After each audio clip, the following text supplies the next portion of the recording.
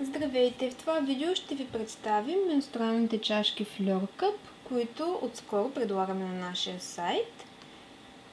Те се произвеждат във Франция и са направени от медицински силикон. Предлагат се в 3 цвята и 2 размера. Цветовете са прозрачен, червен и виолетов, а размерите са малък и голям. Като това тук е малката, а тази е голямата. За съжаление не мога да ги отворя, тъй като са запечатани. Материалът, от който е направена чашката, е матов, не е гладък и прозрачен, дори прозрачната не е напълно прозрачна.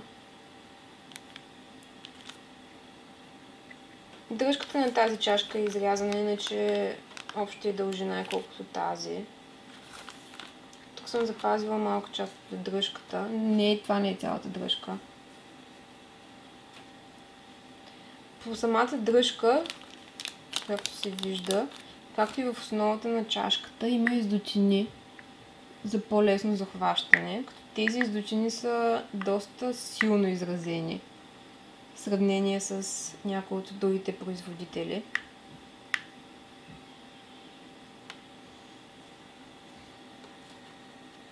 Както казах, чашката се предлага в 2 размера. Малкият размер е този.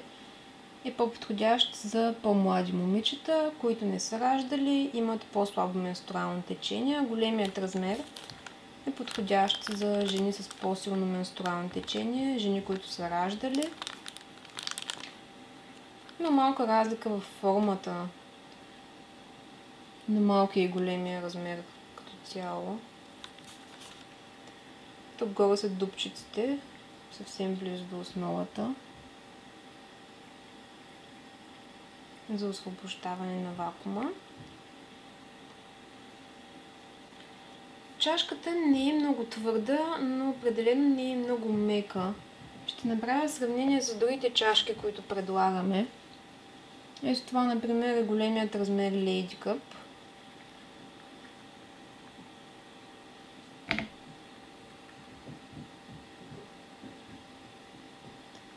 Може да се каже, че чашката е малко по-твърда от Lady Cup. Съвсем малко. Но като цяло и Lady Cup не е съвсем от най-меките чашки.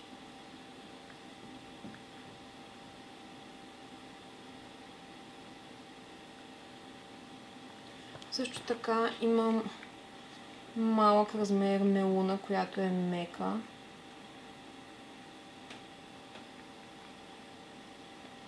Тя определено е по-мека от Fleur Cup.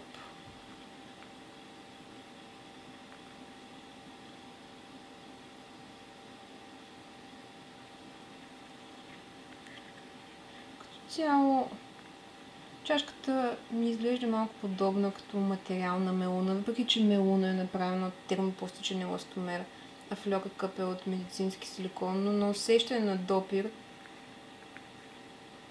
си приличат малко.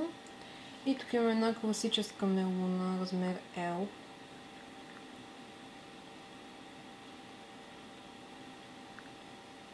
Всъщност Fleur Cup е малко по-мека от класическата мелуна.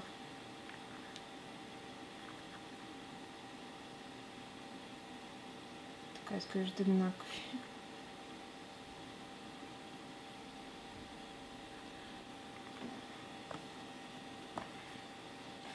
Опаковката на чашките изглежда ето така, както може би сте видели. Тя е доста минимална. И това са за момента единствените чашки, които предлагаме и нямат към тях турбичка за съхранение. Производителят е взел това решение най-вероятно поради ниската цена, за да може тя да бъде такава. Спестили са от опаковката и допълнителни екстри.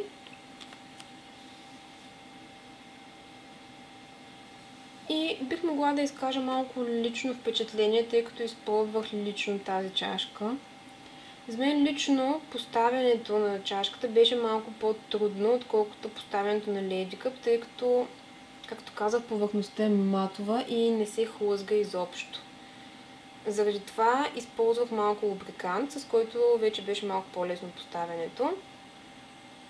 Също така ми беше трудно да проверя дали чашката се е разтворила добре, като мина с пръст около нея. Отново, поради материала на чашката, просто пръста остава на място и много трудно се движи около чашката. Поради това може би е по-удачно да се провери дали чашката е разтворена, като се хване чашката в основата и се завърти леко.